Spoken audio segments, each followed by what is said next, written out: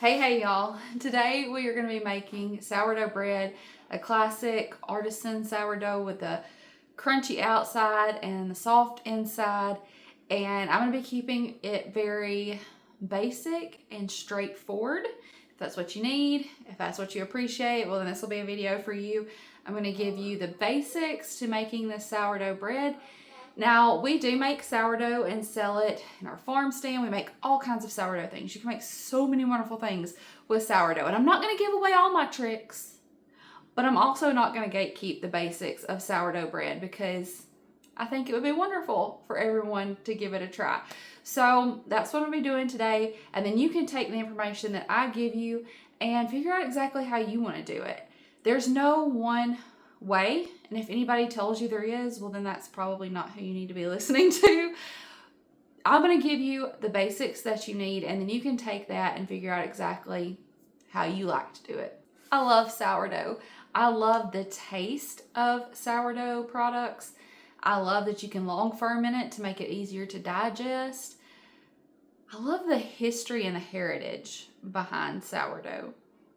I love it. So let's go on and get into this classic artisan sourdough, that crunchy outside, soft inside. That's what we're going to make it today. To start out, I'm going to feed my sourdough starter and get it ready.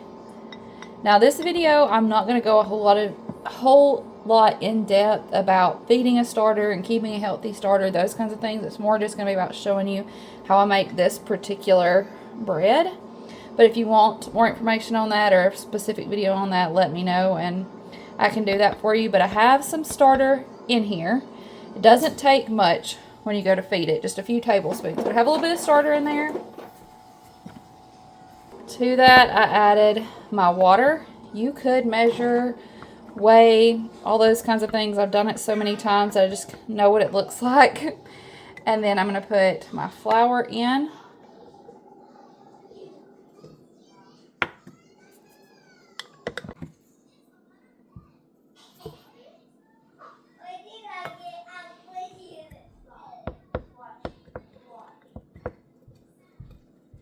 I will show you the consistency that I'm going for.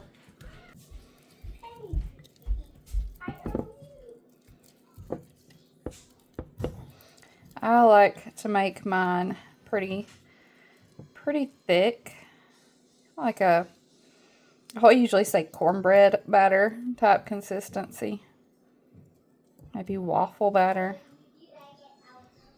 I like to make a little line on this so I can see how far it bubbles up. I'm just going to set this on the counter and let it do its thing, and when it gets nice and bubbly, we'll come back to make our bread. If you are looking for sourdough starter, if you know somebody who's making sourdough, they can give you just a little bit of their starter so that you can get some going. Like you saw, it didn't take very much to get this started. If you want some dehydrated sourdough starter, we do sell that in our Etsy shop. We dehydrate some of ours and we sell it. You can rehydrate it and use it. I can link that down in the description box, just if you're looking for some. You can make one from scratch. It takes a little time, and I found that can be hit and miss. So getting some starter that's good and established definitely helps. It's several hours later, and my sourdough starter that I fed has had time to get bubbly. You can see that purple line where it was when I fed it, and it's nice and bubbly now. And so we're going to make bread. I'm making a double batch. I'm making 2 loaves, but I'm going to give you the measurements for a single loaf. And I am weighing my ingredients. Sometimes if I'm making just a loaf of bread for us, I know what it looks like. I don't fuss over it. I don't weigh them. You can't tell me that a long time ago people were pulling out kitchen scales to weigh all the ingredients for their bread. But if I'm making a big batch and I want to make sure that I'm not wasting ingredients because something doesn't turn out right, when I'm baking for the farm stand and I want consistency, I do pull out the scale, and I think it can be handy, especially if you're just learning how to make sourdough.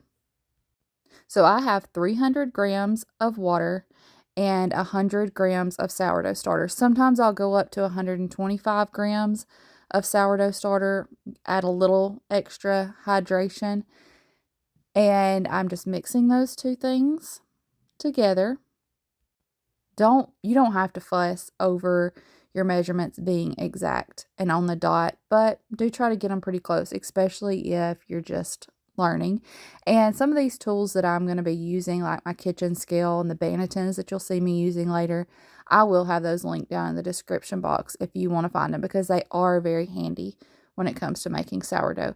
Now I'm putting in 500 grams of all-purpose flour, and I do like to use a good quality. I use organic, unbleached, all-purpose flour. I have found that my sourdough performs better and makes better bread, better sourdough products when I use a good quality flour. My starter does better. My products turn out better. There are some good flours that you can buy at most grocery stores, but my favorite and what I have found to be the best price, I get from Azure, and I get a big 25-pound bag at a time. Okay, now salt, and salt is necessary. It's 10 grams of salt. Stir that together, and it's going to make a really shaggy dough. At first, it's not going to come together and make a real pretty smooth dough ball. It's going to look pretty shaggy, but for right now, we're just going to mix it up the best that we can.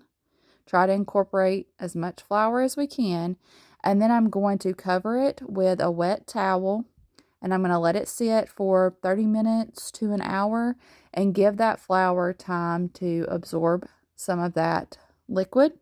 And then we'll come back and do some stretch and folds, and you'll see how this dough changes. So right now I'm just stirring it in the best that I can, and then you'll see me cover it with that damp towel. I said I'm going to do that first set of stretch and folds in 30 minutes to an hour. You don't have to work on a timer. It doesn't have to be exact. I have seen these reels and things on Instagram where people are taking their sourdough bread in the car with them as they go run errands, because they're like, oh, it's going to be time for stretch and folds and I got to make sure I have it with me. I think that makes people go, oh, this is too hard of a process. I am not going to do that. I'm not going to have to be on a timer with my bread. You don't have to. Just somewhere around that 30 minutes to an hour mark. It could be a little sooner. It could be a little longer. I'm just going to do what I'm doing right here, where I'm kind of scooping around the side, folding it in. And you can already see how that dough is changing. And I'm going to cover it back up with my towel. And then now this is about another 30 minutes to an hour later. And I'm going to come around and do another set of stretch and folds. This process is helping to strengthen the gluten in the bread. It's going to give it good rise later on. So it is necessary, but you don't have to do 4, 5, 6 sets of stretch and folds. Usually if I get in 2 sets, I'm good. 3 would be great. And now at this point, after I do this set of stretch and folds, I am going to cover my dough. You can see on my clock, you might can see it's 10 o'clock at night. I am going to let this sit all night long because we're in cooler weather right now. It takes it a little bit longer to double in size and get nice and puffy. In the warmer months, it doesn't take as long, but now that the weather's cooling off, I can let this sit all night. And so because it's going to be throughout the night, I'm going to cover this with a little bit of plastic wrap to hold moisture in. If it was during the day, I could come back and wet my towel a couple of times, but I don't want this to dry out overnight. So I'm going to put a little bit of plastic wrap, and then the next clips you see will be in the morning.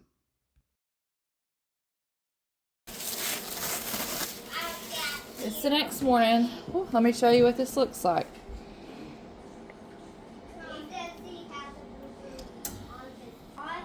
It's getting a little cooler, and so it takes it a little bit longer.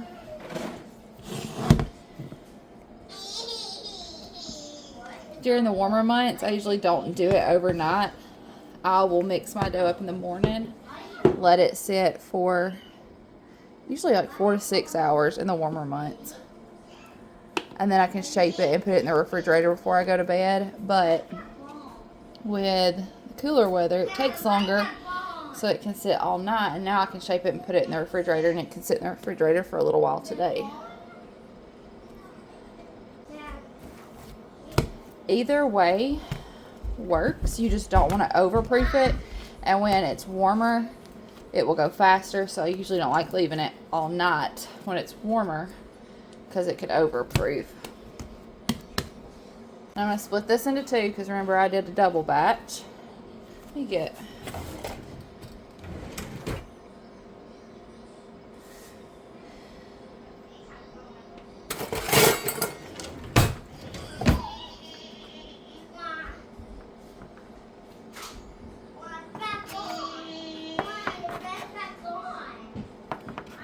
And I used to not do this second, or I'm about to put it in the refrigerator. I used to not do that.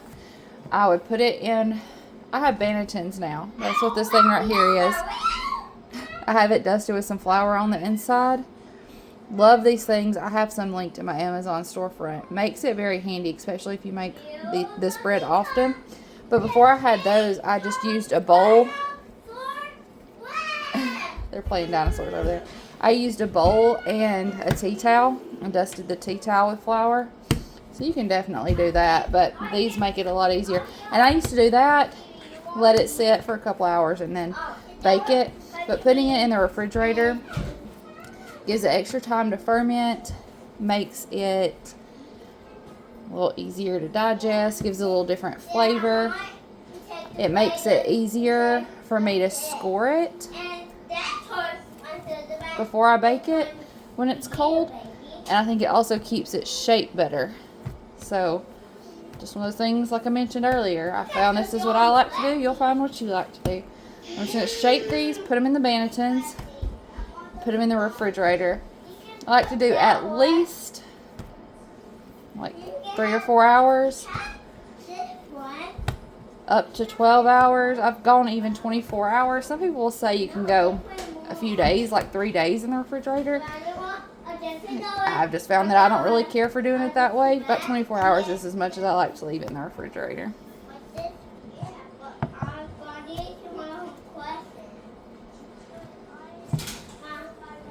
See if I can get I'll come behind the camera.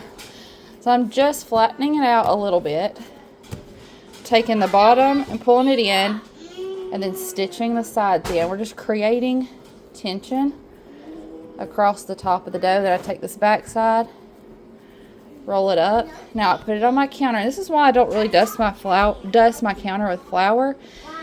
My dough doesn't stick on my counter, and I want it to grab the counter a little bit right now. See, I'm pulling it towards me. I'm tucking my hands around it, pulling it towards me, giving it about a quarter turn, and do the same thing. And you can see the tension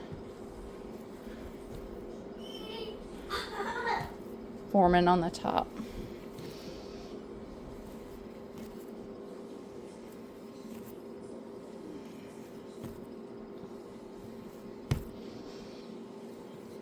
Different ways you can do this. This is just what I do. Take it, put it in my floured Banaton, upside down.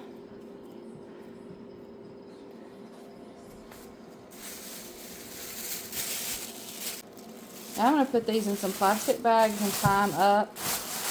I need to get some shower caps or something I could put over it. If this works, just want it to not dry out in the refrigerator. So.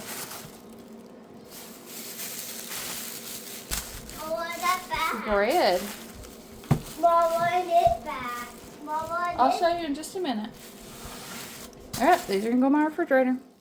It's about 12 hours since I put these in the refrigerator, and it's just, we have time to bake them now. As long as they have been in there a few hours, after that point, it's just whenever I get to it, I get to it. 12 hours is like ideal as far as the benefits of having it in the refrigerator, but sometimes I could go up to like 24 hours and it still be okay. And sometimes after about 3 or 4 hours, I have time to bake it. So not being too picky. We're going to turn these out of the Banatons onto some parchment paper. I have my Dutch ovens in the oven while it's preheating to 450. And these are a little brown because I reuse parchment paper a couple of times before I replace it. No need to replace it every time. So we're going to turn these out on our parchment paper and we're going to score them, and I'll show you that. It's getting late in the shadows. Or like everywhere. Okay, it's fine. We'll just have some shadows.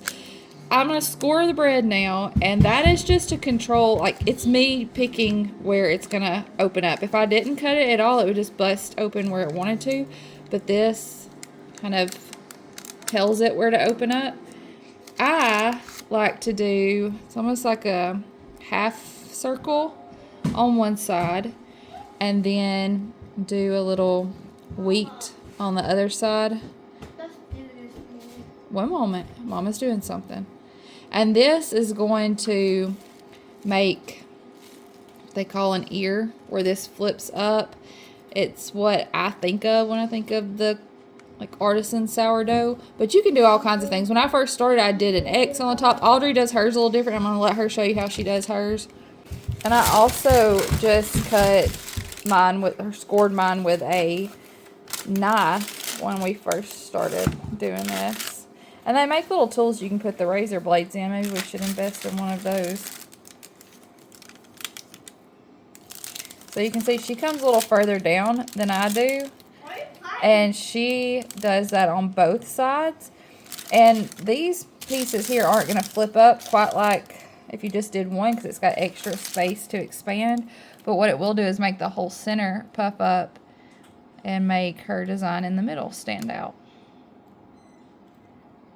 Just personal preference.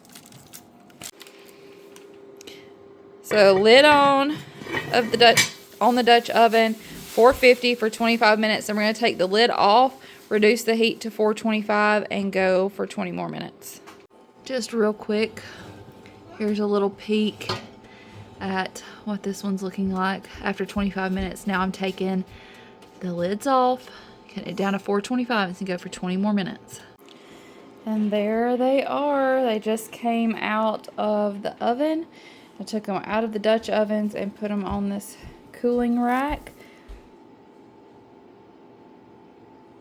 Gorgeous. And I'm sure they're going to be delicious.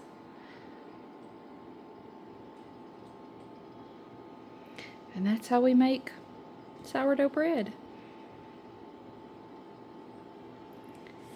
Hope y'all enjoyed it. I hope you got a little bit of information from it, a little bit of helpful information. And if nothing else, just enjoyed hanging out with me while we made some bread. Y'all get in the kitchen and make some memories with the people you love. I'll see you in the next one. Bye, y'all.